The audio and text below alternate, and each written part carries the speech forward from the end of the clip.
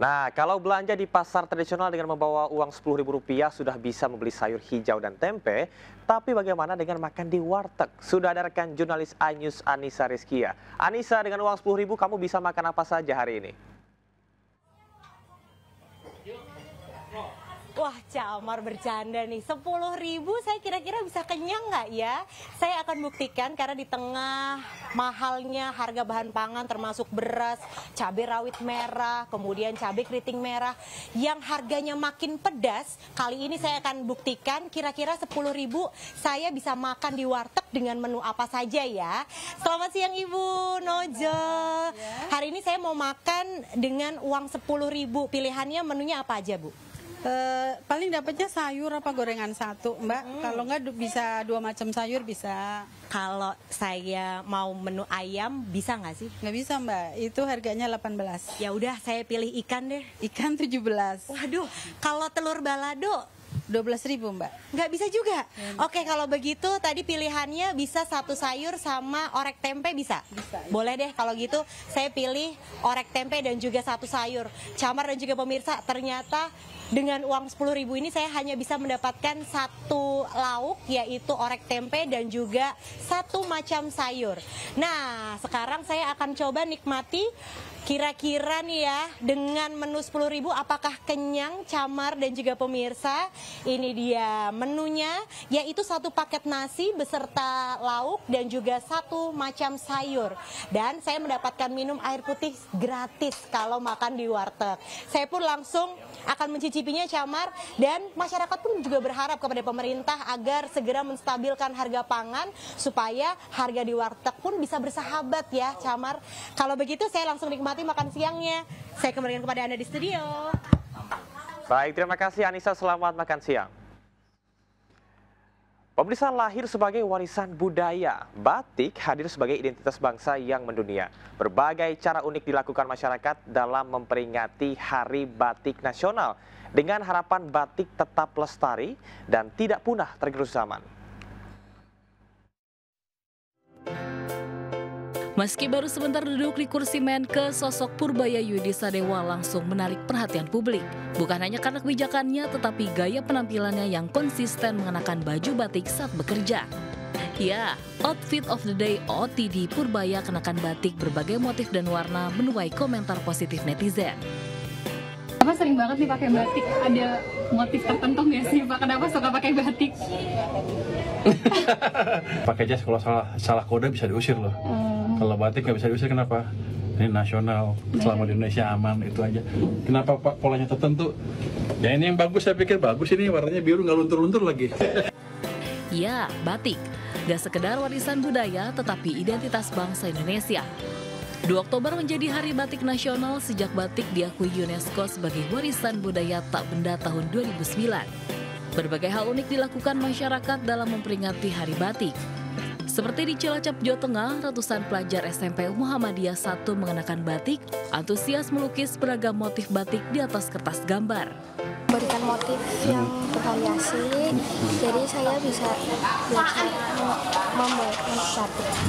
Ya, kita bisa mengenal batik, kita bisa melestarikan batik, dan mengenal lebih banyak budaya batik. Dengan melukis motif batik diharapkan bisa menumbuhkan kecintaan anak-anak terhadap batik sebagai warisan budaya Nusantara bahkan dunia. Tim Liputan iNews melaporkan. Pemirsa, Anda harus siap-siap war ya, alias berburu tiket diskon angkutan untuk libur Natal dan Tahun Baru. Karena pemerintah menyiapkan anggaran khusus untuk mensubsidi harga tiket pesawat, kereta, kapal, hingga bus. Diskon tiket angkutan saat periode libur Nataru diberikan untuk seluruh moda transportasi. Untuk kereta api, diskon sebesar 30% untuk perjalanan 22 Desember hingga 10 Januari 2026 dengan kuota 1,5 juta penumpang. Untuk tiket kapal PT Pelni diberikan diskon 20% untuk perjalanan 17 Desember hingga 10 Januari 2026 dengan kuota 405.000 penumpang. Sementara diskon kapal SDP sebesar 20% untuk periode 22 Desember hingga 10 Januari dengan target 227.000 penumpang dan 491 kendaraan. Sementara untuk pesawat udara, diskon sekitar 12 sampai dengan 14% untuk perjalanan 22 Desember hingga 10 Januari. Kuota diberikan untuk 36 juta penumpang. Dengan subsidi tiket, pemerintah berharap bisa mendorong perekonomian di penghujung tahun. Pemirsa, sebentar lagi kita tak perlu menunggu lama untuk naik haji. Kementerian Haji dan Umroh akan membatasi masa tunggu maksimum hingga 27 tahun.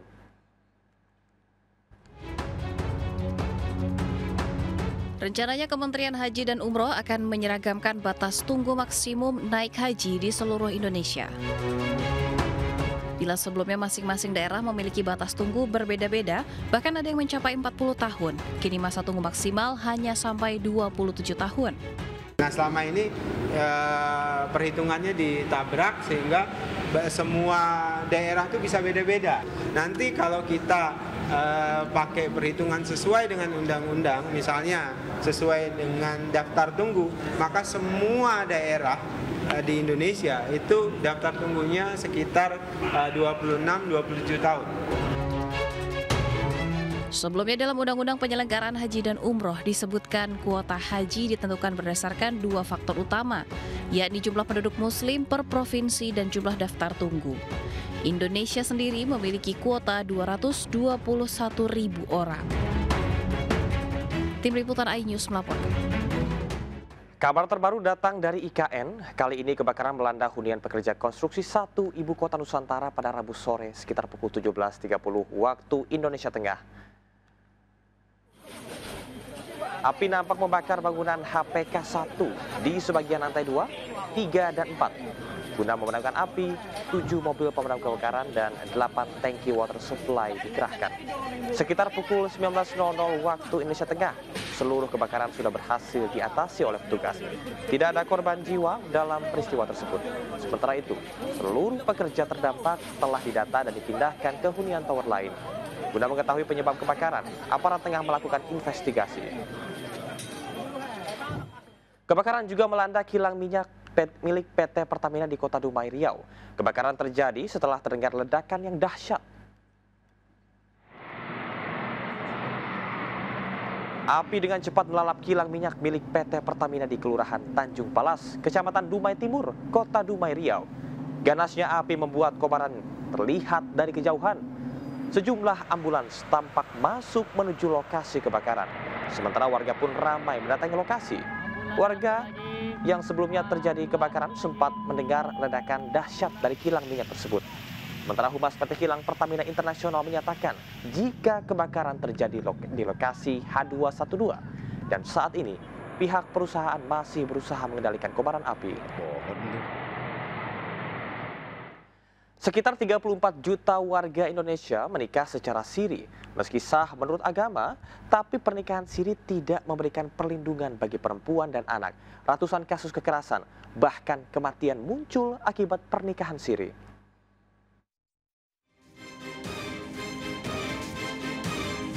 Sungguh tragis, seorang bayi mungil tewas setelah dilahirkan di sebuah penginapan di Jalan Haji Samali, Pancoran, Jakarta Selatan. Sang ibu nekat melahirkan sendirian tanpa bantuan medis lantaran malu hamil di luar pernikahan. Polisi telah mengamankan ibu dan ayah bayi yang ternyata masih berusia belia.